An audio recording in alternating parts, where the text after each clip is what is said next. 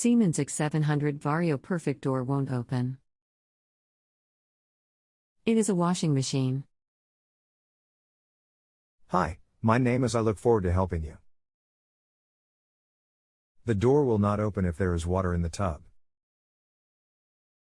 However, if there is no water, the door lock assembly is probably broken and will need to be replaced. You may be able to access it and unlock it manually by removing the top of the machine. Some have an emergency release lever at the bottom of the lock. I can't tell without a complete model number if yours does or not. There is no water in the tub. This is a front-loading model, so I doubt we can access the door through the top.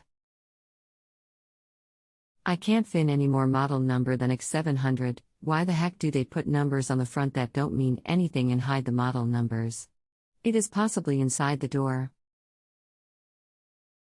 Following advice found with Google, I did locate a blue handle that can be pulled down, hiding behind a flap on the bottom right front of the machine.